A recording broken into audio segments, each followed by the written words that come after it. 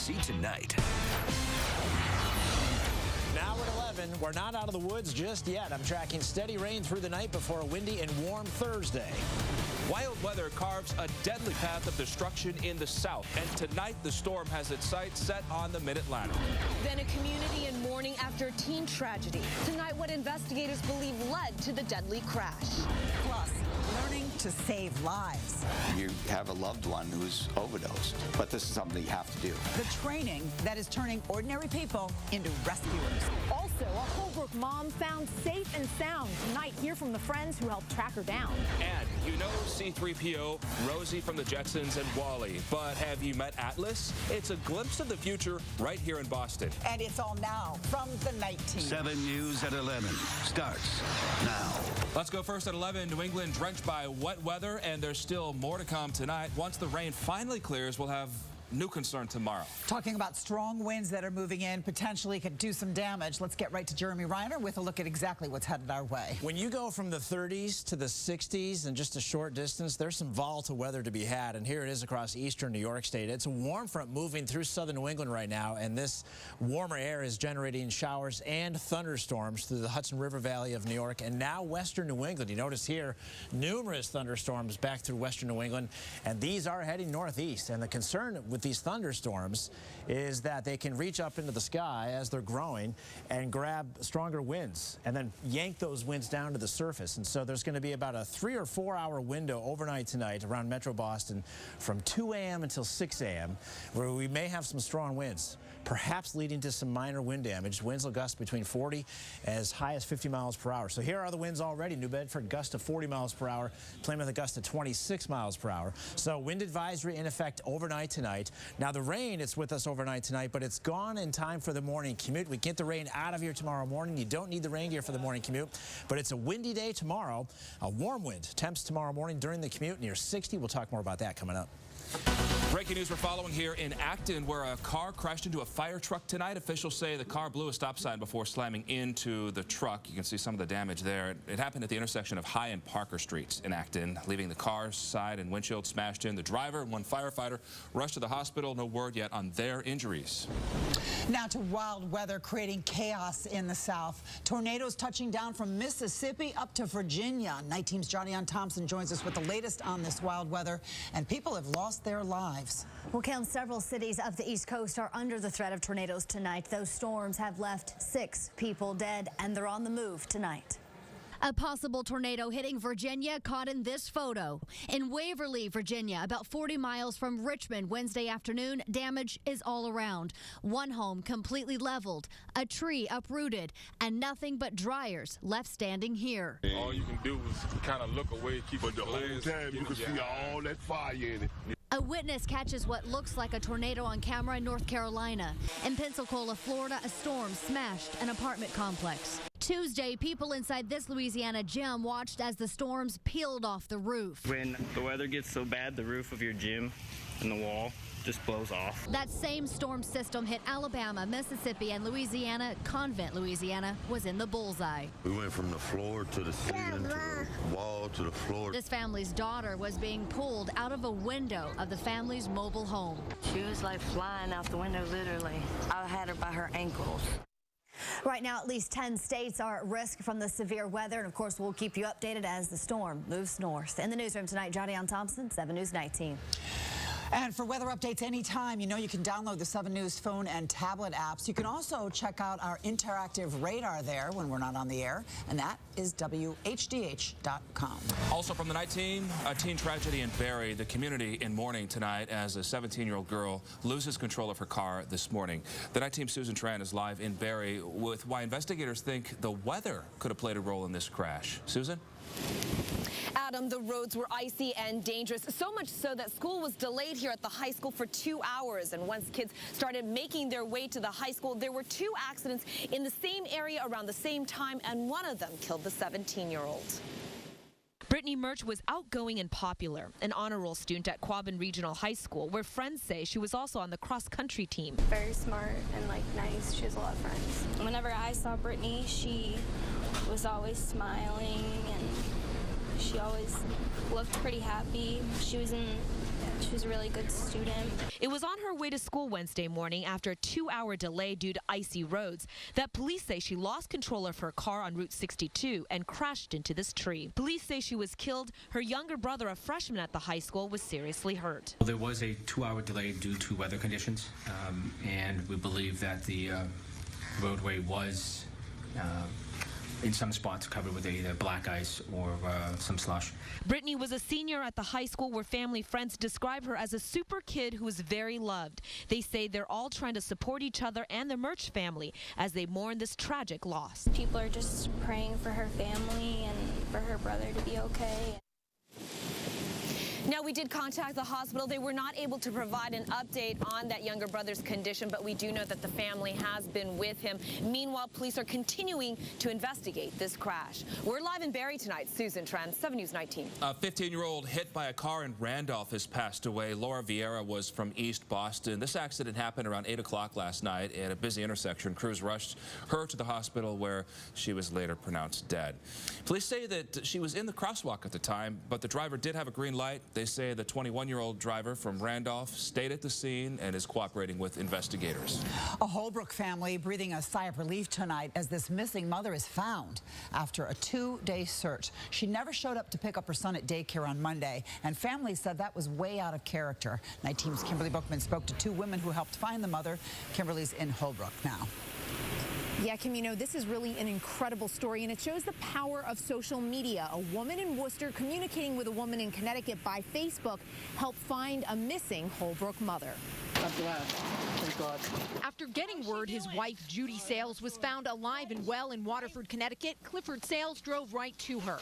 And he can thank one of Judy's high school friends for helping to track her down. I look at it as a divine intervention coupled with the power of social media and friendship. Tina Potenti saw the Facebook post that her friend was last heard from Monday afternoon when she was supposed to pick up her son at this Holbrook daycare but never showed up. There was rumored to have had a cell phone ping in Connecticut. I reshared it again and asked my Connecticut friends to pay attention. One friend, Kelly Donovan, did more than that. I'm going to drive around and go look and see if I can spot her car or see her. You know, why not try? And that's when Kelly cracked the case. The last place I went to was the mall, and I was driving around in front of Macy's, and there was her car.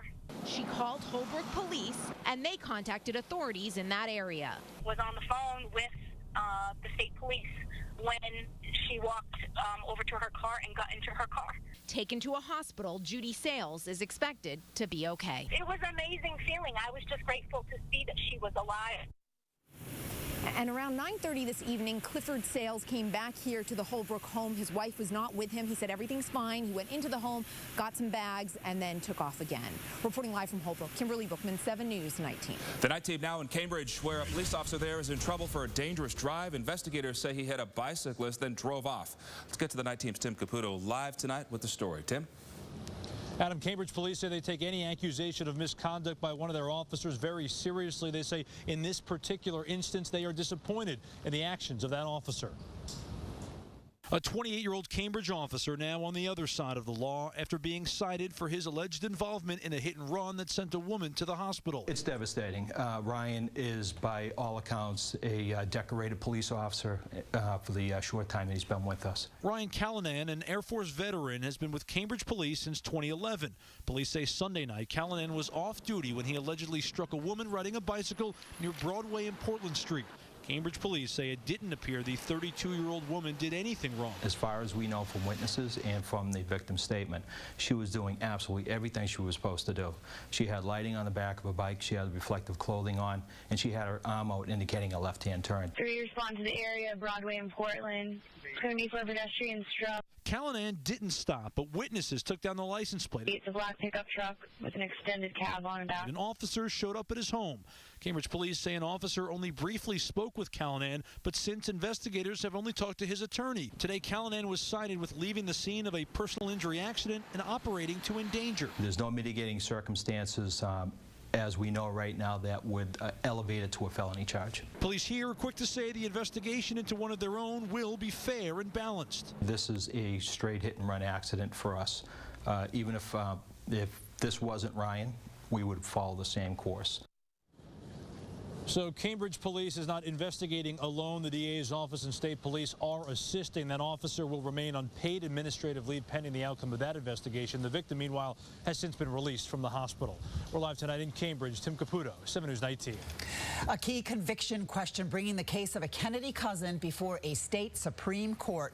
Michael Skakel was found guilty of killing a 15-year-old neighbor in 1975, but a Connecticut court ordered a new trial, saying Skakel's attorney failed to argue that his brother could have been responsible for the murder of Martha Moxley. Now the Connecticut Supreme Court is hearing this case. The victim's mother says she is convinced Skakel is guilty. Michael Skakel got a fair trial. I really believe it, and I think that this is really very unusual. When you cut through all of what happened here, and there are a lot of specifics, this defendant did not get a fair shake. And it could be several months before that Supreme Court makes its final decision.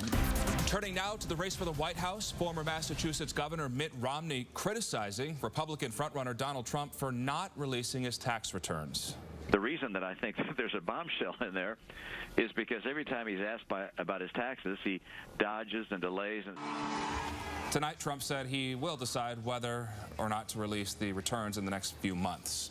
He also fired back at the 2012 presidential candidate, Romney, tweeting this: "When Mitt Romney asked me for my endorsement last time around, he was so awkward and goofy that we all should have known he could not win." Up next tonight, saving lives. How a tool to save people from an overdose is now becoming more and more accessible. What a wild sight caught on camera. A man's pants burst into flames. So what was in his pocket? I don't think I want to know. We are tracking showers and thunderstorms overnight tonight. Forecast up next. Plus, a look at the future from a local company making real-life robots. And stay there to meet the newest member of the Brady family tonight. It's next on 7 News at 11. Tonight, a close look at life-saving training available to everyone as the state tries to fight the opioid crisis. So we've shown you how firefighters have used the drug Narcan to actually reverse overdoses. But you don't have to be a firefighter to save a life. Cheryl Fiandaca shows us how neighbors are saving thousands of people. He's been down probably 10, 12 minutes. You administered Narcan? Yeah. For this man in Methuen last June, Narcan meant the difference between life and death. Some suction if we need it. The officers who administered Narcan on this day call it a lifesaver. He has to be breathing. Bailey. Now 7 News has learned first responders aren't the only ones using the powerful drug to bring addicts back to life. So when we give out kits, our kits have 2 doses in them. This is what's called a bystander class. It's open to anyone who wants to learn how to administer Narcan. You're going to put on the nasal atomizer. The class is taught by Learn to Cope, an organization dedicated to helping families dealing with drug addiction. And see how that sprays. Kathy Day is not just an instructor. She's used Narcan to save someone she loves. I've had to use it and quaking, shaking, crying, even though I do this all the time. So far in Massachusetts, nearly 40,000 people who are not first responders have taken the class. And the program is getting results.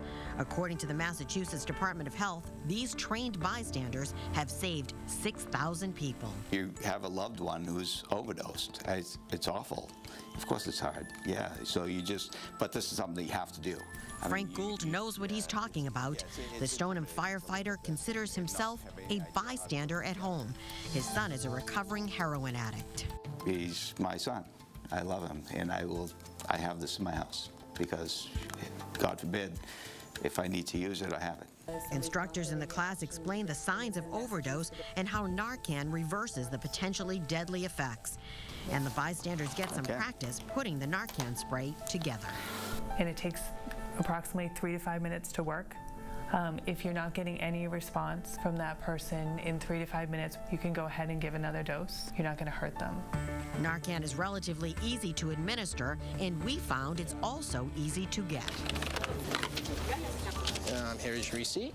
The pharmacist at Walgreens in Malden gave us Narcan, no questions asked. He even showed us how to use it. And you want to screw this in. You're ready to go. People are starting to not be afraid to ask for it or feel ashamed. It is saving lives. In the last 2 years, nearly 1,500 addicts in Massachusetts died of an opiate overdose. Doctors who treat substance abuse say some of those deaths could have been avoided if more people were trained to use Narcan. In the newsroom, I'm Cheryl Fiandaca. And we're following more news tonight. A man's pants bursting into flames at a Kentucky convenience store. He says an e-cigarette exploded in his pocket. The surveillance video shows him running outside before an employee sprays him with a fire extinguisher. Another customer rushed him to the hospital, and according to that employee, the man suffered second-degree burns on his leg.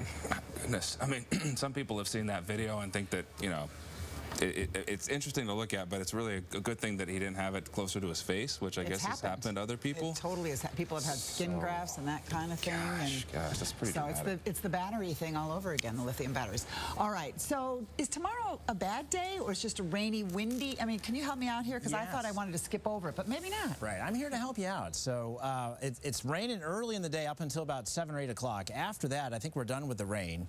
The challenge about tomorrow and salvaging it is that it's still a fairly windy day tomorrow, but it's going to be a warm morning commute. Look at the temps right now, 50s and 60s. The city at 55, Norwood 62.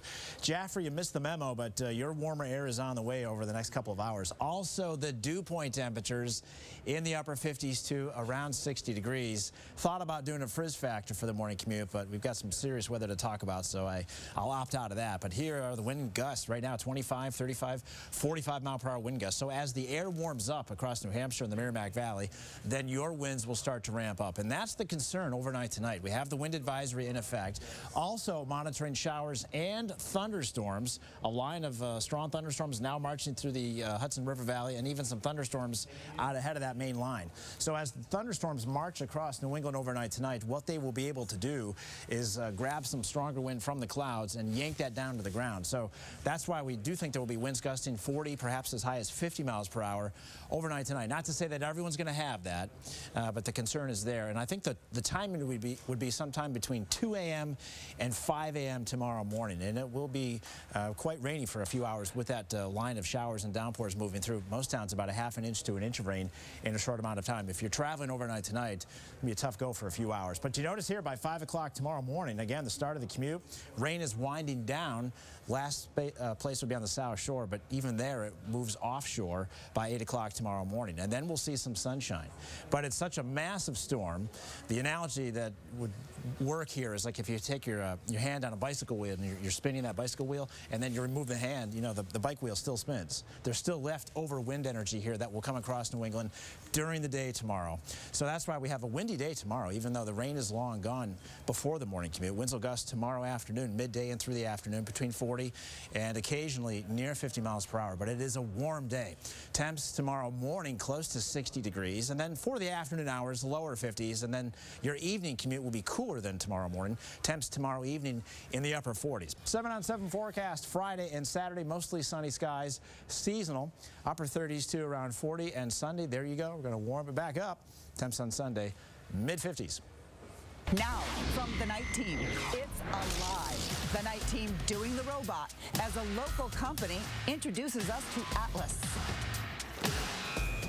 This company is using real intelligence to create lifelike artificial intelligence. Wait till you see it. A robot nicknamed Atlas, and as you'll see, you can't keep this droid down. He's 5'9", 180 pounds of rock-hard abs, laser focus, with a sensitive touch, and enjoys walks in the woods. Atlas is Boston Dynamics' newest robot, and he's giving us a glimpse into the future. The Waltham Robot Company released this new YouTube video of Atlas, where he's no pushover. Well, actually he is. When physically shoved to the ground, you almost imagine he's going to bounce back and Terminator-style slug the guy, but instead he just writes himself up. The video shows the humanoid robot's coordination and mobility. He doesn't let a snowdrift or the uneven surface get him down, quickly adjusting his footing. He can stock shelves with ease and brushes off annoyances, quickly readjusting. By the looks of this hunk of metal, we might be seeing him opening a door near us soon. Some experts are predicting that robots like Atlas could be the beginning of the end for manual labor. I find that hard to believe, but He definitely could do some things. Atlas has some pretty sculpted legs. Can he play for the Bruins, though? He or she, no, we don't know. I think it's a he. It's definitely a he. Okay. Joe, actually, it was a pretty good night, wasn't it? It was. They didn't need him or she tonight, he or she tonight. Over at the Garden tonight, the Bruins have a young star, and he was on display and did a number on the Penguins. We'll show that to you next in 7 Sports.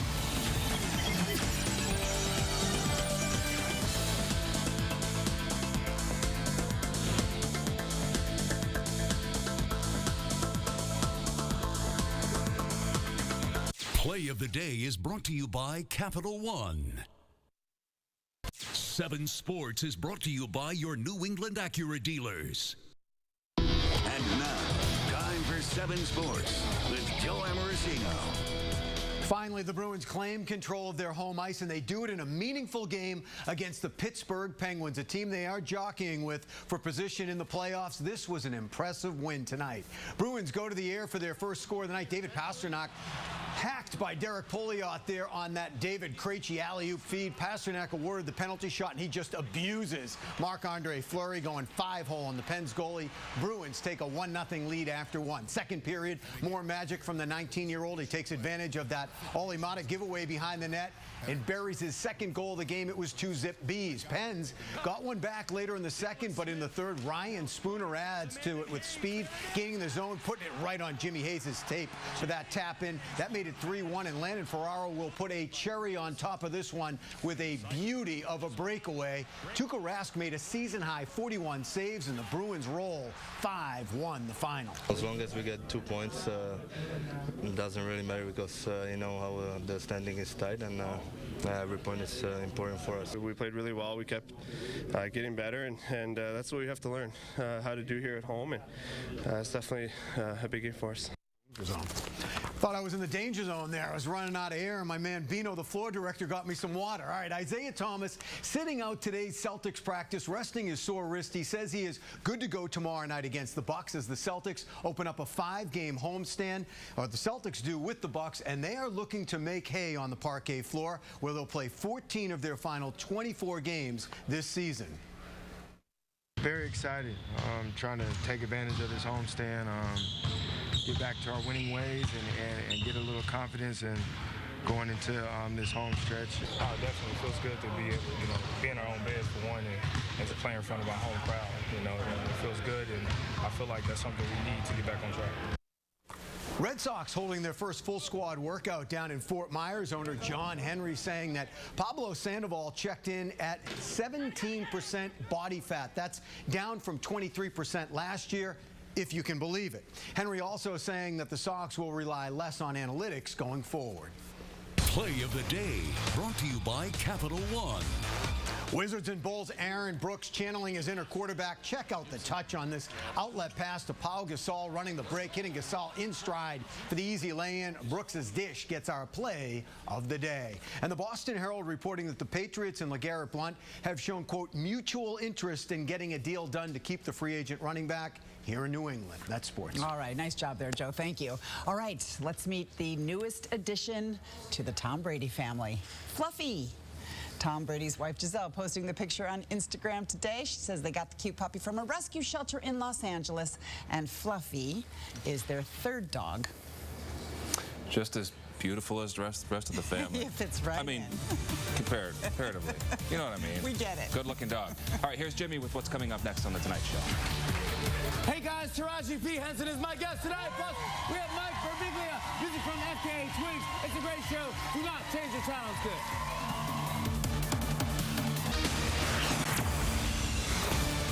Might be a good time to take a tropical vacation in Norwood. 61 degrees out there right now. Incredible. The humid. But it'll change. Yeah. That's our time, everybody. I'm Adam Williams. I'm Kim Casey. I was going to say take the umbrella, but it might blow away. Good luck.